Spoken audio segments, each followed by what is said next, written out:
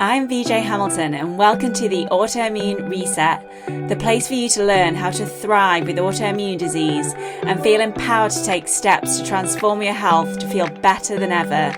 You can start making changes today to improve your health. So with every episode, my mission is to share with you simple ways to up-level your diet and lifestyle with key learnings from my own journey reversing autoimmune disease and inspirational stories from those who have reset their autoimmune symptoms and are now thriving in life. I suffered from autoimmune disease for over 25 years and now I live symptom-free, and I wish the same for you as well. So thank you for being here and sharing this time with me. Now let's get started.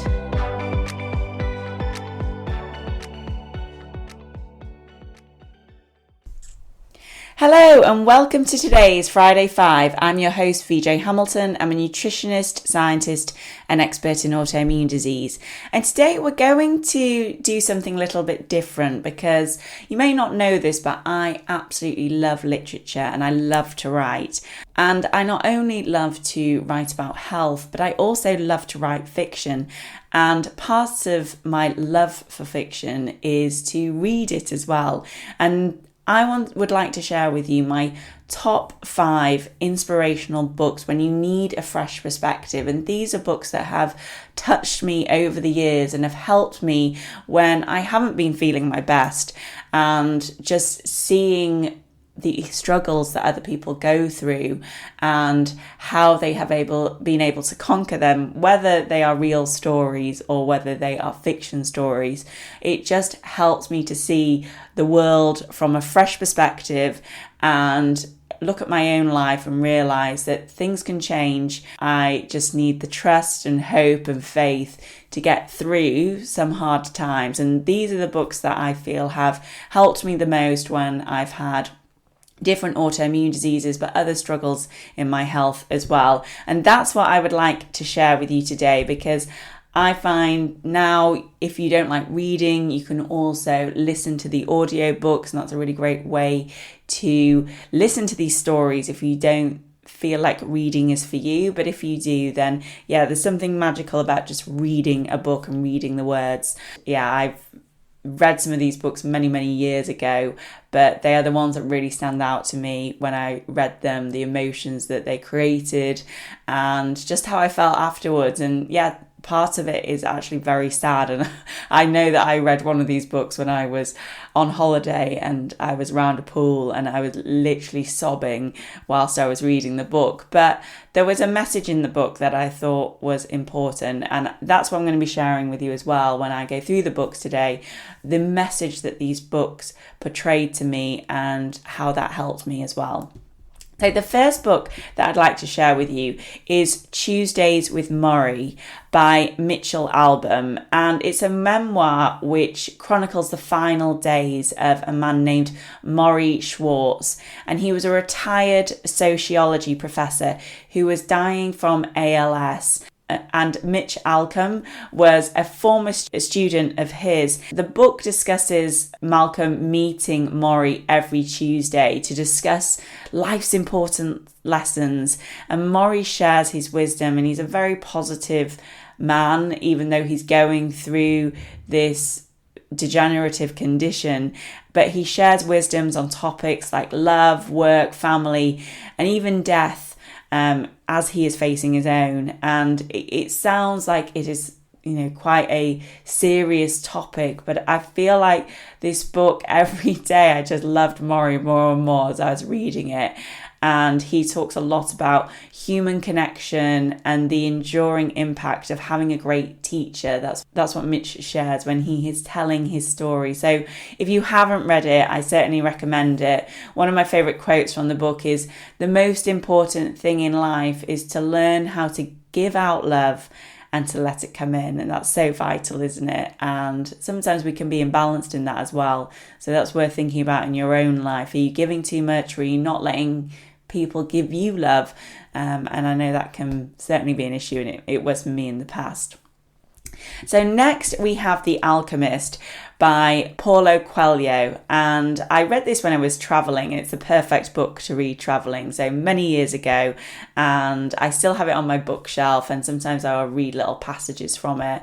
I'd love to read it again actually, but it's an enchanting novel that follows Santiago, who is a young shepherd on a journey to find hidden treasures, and along the way he meets lots of different characters to guide him towards self-discovery and spiritual awakening. The thing I love about this book, especially when I was reading it in my early 20s, it's a powerful message about how important it is to follow your dreams and listen to your heart as well. And it's so easy to go off track in life and be doing things for the wrong reasons, and I've certainly been there, and I don't think that helped my health in the long term either.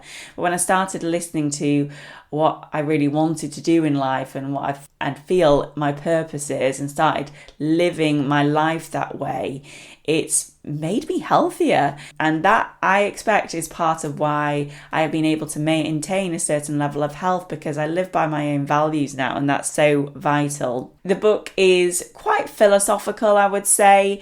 It's quite a short book and quite easy to read, but you get, as I said, just the message throughout the book is about how we should all follow our dreams and listen to our intuition. And here is one of my favourite quotes from the book: "When you want something, all the universe conspires in helping you to achieve it, but you need to know what you want." So take that on board today and have a think about that. And if you haven't read it, you could probably read it over the weekend. So dig it out, give it a read or listen to it, and you may switch your thinking to a completely new perspective by the beginning of next week. Third on my list is To Kill a Mockingbird by Harper Lee.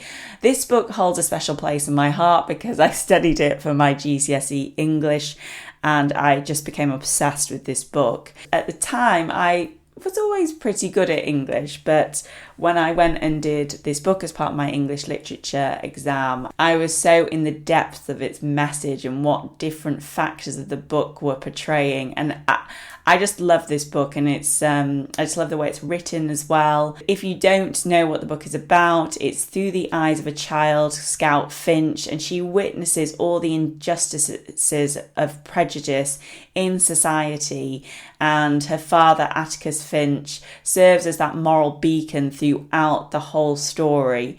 But I feel like seeing it from the innocence of Scout's perspective helps the book so much, and it teaches you a lot about empathy and seeing the world from other people's viewpoint. And that's what I always try and do when I'm working with clients or just meeting somebody on the street. Even when somebody might not be in the best mood, I always think, well, what's driving them to be this way at this moment in time? Or why are they treating me like that? What's going on in their own life? And this is what this book teaches. And one of the quotes from the book is, "You never really understand a person until you consider things from his point of view, until you climb inside of his skin and walk around in it." So we can never fully see the perspective of somebody else, but we can try and understand it and empathize with it.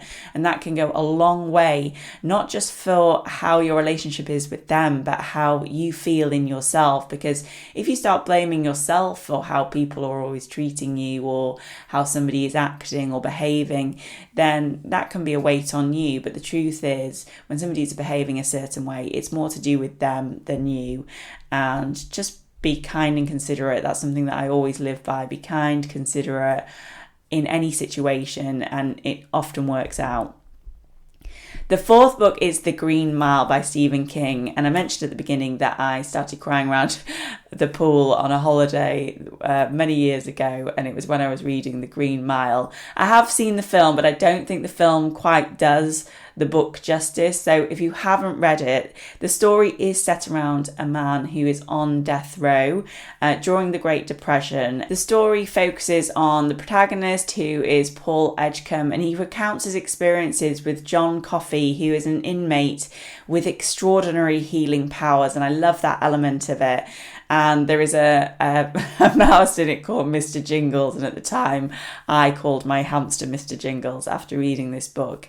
It moved me so much because it just showed how kindness can go a long way in the world, because it is seen in this context of a person on death row, and the injustices that he experienced, but how he faced those injustices is really moving. And if you haven't read it, I would recommend it. It's quite an easy read. It's a long book, but it's a fairly easy read. And here's one of the quotes from the book: "Sometimes there is absolutely no difference at all between salvation and damnation." And last but not least, I would like to recommend The Kite Runner by Khaled Hosseini. And it is a heart-wrenching story which spans several decades and follows the lives of Amir and Hassan in war-torn Afghanistan. And it's a book about friendship, betrayal and redemption. And this book really teaches you about forgiveness in many ways. And when we are holding a grudge with somebody, it can put so much stress onto our lives and onto ourselves, and just forgiving somebody and letting it go can help you hugely. I know it's not easy, and it may take some journaling, it may take some therapy, it may take a long time to get to that place, but when you forgive somebody and also see it from their perspective, you can then move on and you can brush that burden away that you have been carrying when you are holding something against somebody. And they may have done something horrendous to you and you feel like you can never let them off on that. But the truth is, the more you're able to forgive, the better you're going to feel in the long run. And that's what this story focuses on.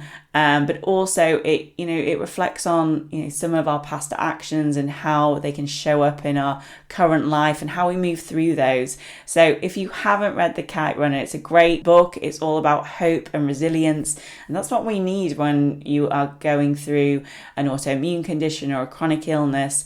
And the quote from the book that I absolutely love is, "For you 1,000 times over." So that's where I'm going to leave it today. What are your favourite inspirational books? I would love to hear from you because I love a book recommendation. So if you have any recommendations for me, please pop over to my Instagram account, which is at the Autoimmunity Nutritionist. You can also join my free group, the Autoimmune Forum, and share your favourite books over on there. I would love to hear from you. If not, have a fantastic weekend and I'll speak to you soon. Thank you very much for joining me today on the Autoimmune Reset. I really hope you enjoyed the discussion, and be sure to subscribe to the podcast so that you never miss an episode. And if you liked it, I would hugely appreciate a review on iTunes, as it helps me understand what you like about the podcast and to help share the information with more people. I'm excited to speak to you next time. And remember, you have the power to take the reins on your health. So keep the faith and celebrate the small wins. Until next time.